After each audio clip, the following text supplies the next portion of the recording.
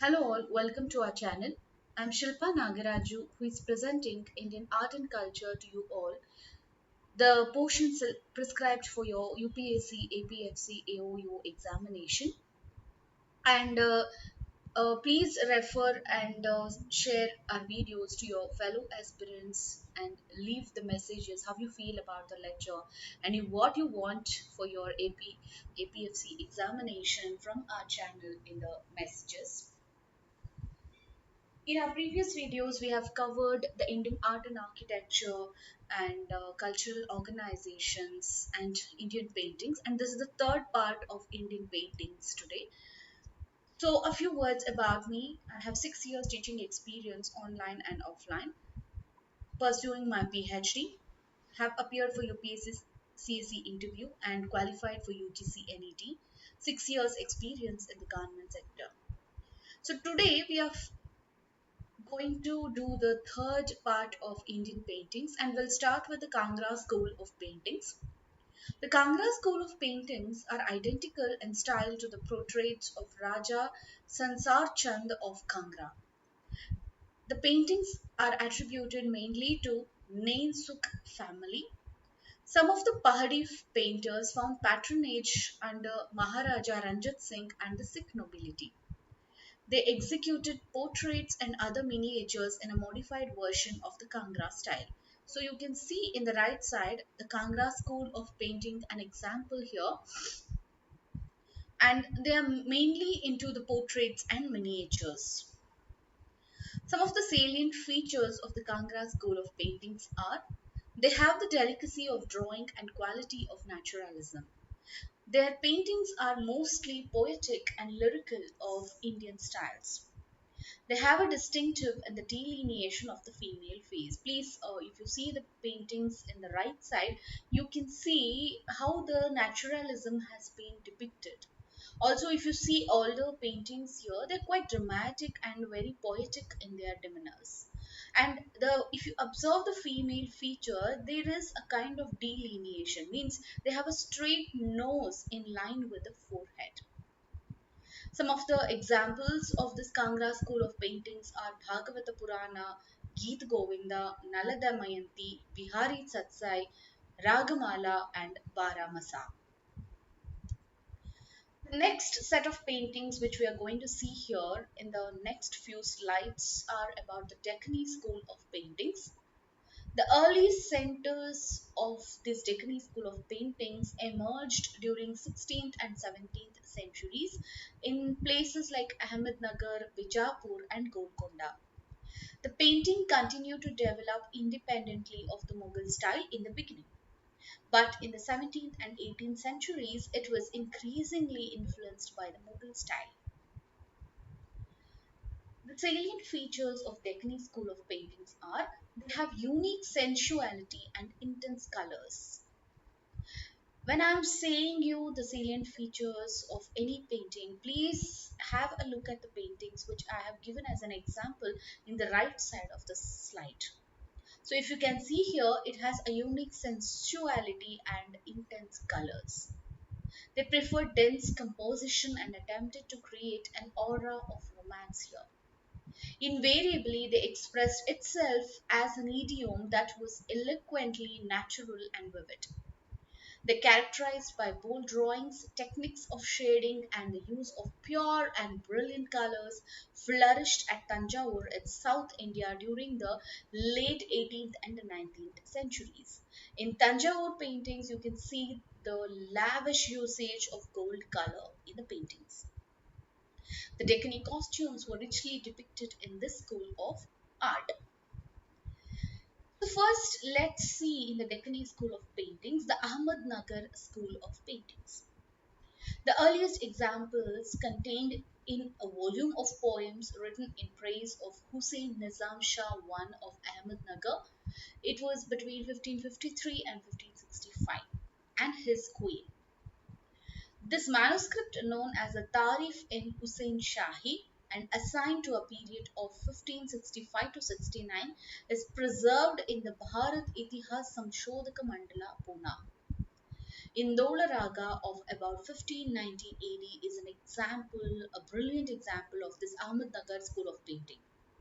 The portraits of Burhan Nizam Shah II of Ahmednagar and Malik Amber of about 1605 AD are also excellent examples of Ahmednagar school of paintings, and please remember it falls under the Deccani school of paintings. The next important school under the Deccani school of paintings is Bijapur school. It was patronized by Ali Adil Shah I and his successor Ibrahim II. The ladies appearing in the illustrations are tall and slender in the paintings, and they are wearing the South Indian dress. The rich color scheme are used here, the palm trees are used, men and animals, women all belong to the Deccani tradition. The profuse use of gold color, as you can see in the image, in the borders you have the profuse use of gold color, some flowering plants, arabesques on the top of the throne and are derived from the Persian tradition. If you can see in the image here, you can see how they have used gold color, how arabesques are used, flowering plants are depicted, animals are depicted, and look at the clothings of the sultan and the horse, etc. It has the Persian influence in it. Next is the Golconda School. The Golconda School of painting was painted in the period of Muhammad Quli Qutub Shah of Golconda. They showed dancing girls entertaining the company. Other outstanding examples of the Golconda painting are the Lady with the Myna Bird, which was painted about 1605 AD. The school of painting absorbed the influences of the northern tradition of the pre-Mughal paintings. The influence of Persian painting is also observed in the treatment of the horizon, gold sky, and landscape. The colors are very rich, very brilliant, and are different from those of the northern paintings. Hyderabad School of Paintings. It started with the foundation of the Asafzai dynasty by Mir Kamruddin Khan. The style of the painting is very decorative. Typical characteristics of the Hyderabad painting, like the rich colors, the Deccani facial types, and costumes, can be observed in the miniature. Look at the costumes here. Isn't it Deccani kind of things? Look at the facial features too. Aren't they with the Deccani facial types? Aren't they using the rich colors here? It belongs to the third quarter of the 18th century. Look at this beautiful painting of Tanjore school. They had bold drawings, techniques of shading, and the use of pure and brilliant colors.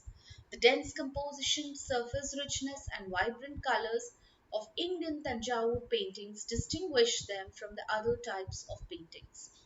The embellishments of semi precious stones, pearls, and glass pieces that further added to their appeal. The relief work gives them a three-dimensional effect, as you can see in the painting given in the right side. The Tanjore painting of India originated during the 16th century. The Maratha princesses, Nayakas, Raju communities of Tanjore and Trichy, and Naidus of Madurai also patronized Indian Tanjore paintings from 16th to 18th century. Most of these paintings revolve around the theme of Hindu gods and goddesses along with the saints. The main figure is always painted at the center of the painting.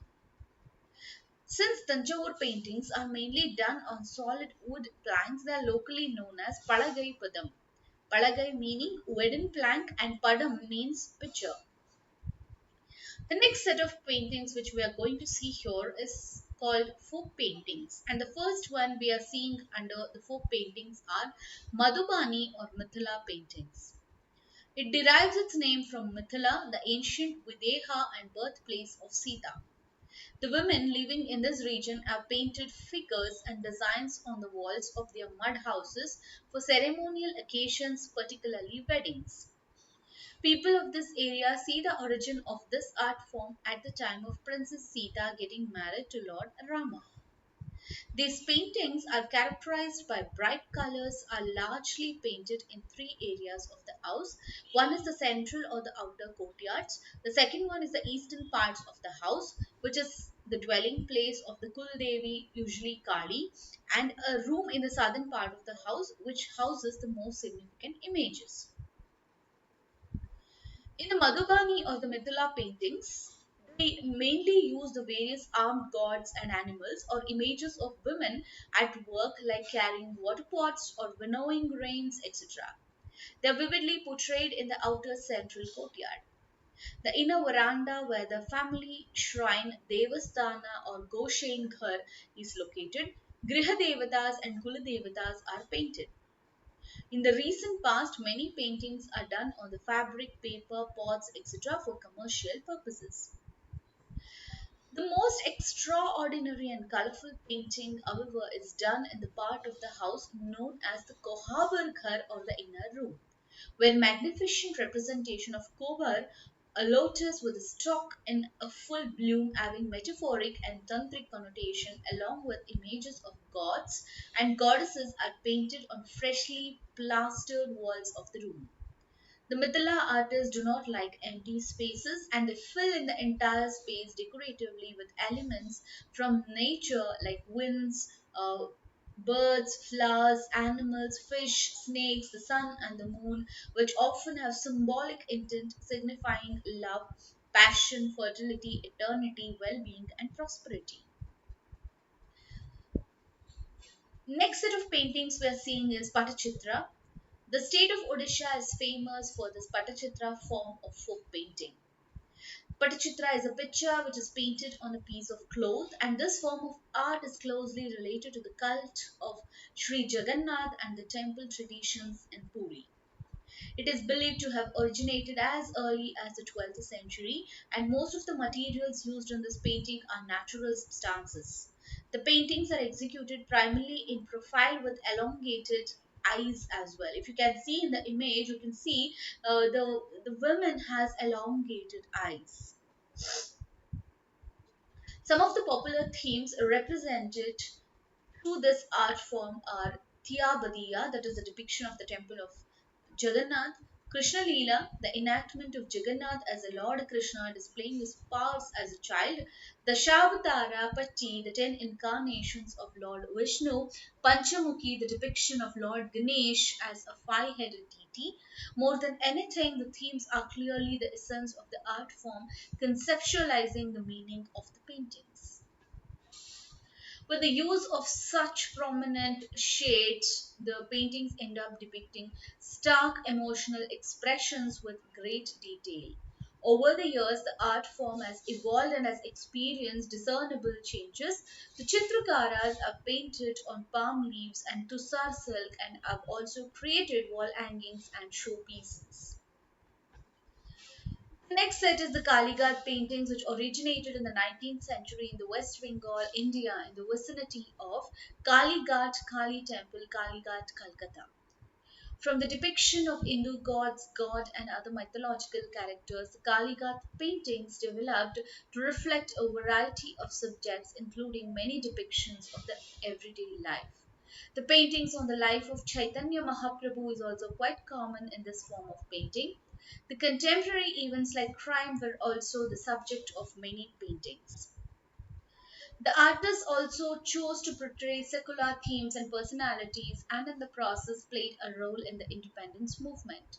They painted historic characters like Rani Lakshmibai and Duldul, the famous horse of Imam Hussain of Karbala. The use of watercolors on mill paper with brushes made of calf and squirrel hair is characteristic of this school of painting. These simple paintings and drawings, which could easily be reproduced by lithography, influenced even modern artists like the late Jamini Roy. The kalamkari paintings is a type of hand painted or block printed cotton textile produced in Isfahan, Iran, and in the Indian state of Andhra Pradesh. Only natural dyes are used in kalamkari, which involves 23 steps. And to create design contours, artists use a bamboo or date palm stick pointed at one end with a bundle of fine hair attached to this pointed end to serve as a brush or pen. There are two distinctive styles of kalamkari art in India. One is the Sri Kalahasti style, and the second one, the Machilipatnam style. The style flourished in temples centered on creating unique religious identities appearing on scrolls, temple hangings, chariot banners, as well as depictions of deities and scenes taken from the Hindu epics that is Ramayana, Mahabharata, and Purana. The style owes its present status to Kamala Devi Chattopadhyaya, who popularized the art as the first chairperson of All India Handicrafts Board. The next is Worli painting. The Worli community inhabits the west coast of northern Maharashtra around the North Sahyadri range. Married women play a central role in creating their most important painting called Chauk to mark the special occasions. Closely associated with rituals of marriage, fertility, harvest, and new season of sowing, Chauk is dominated by the figure of the mother goddess Palagat, who is chiefly worshipped as the goddess of fertility and represents the corn goddess Kansari. The corn goddess is enclosed in a small square frame decorated with pointed chevrons along the outer edges that symbolizes Ariali Deva, that is the god of plants. The central motif of Palagat is surrounded by scenes of everyday life, which portrays the acts of hunting, fishing, farming, dancing, mythological stories of animals. These paintings are traditionally painted with rice flour on earth colored walls of their homes. A very basic graphic vocabulary like a circle, a triangle, and a square are used in these rudimentary wall paintings, which are monosyllabic in nature. The circle and the triangle come from their observation of nature. The circle represents the sun and the moon, while the triangle depicts the mountains and the conical trees. Thank you so much, and we'll catch with the next lessons in our next videos. Please like and subscribe to the channel and have a great day. Thank you.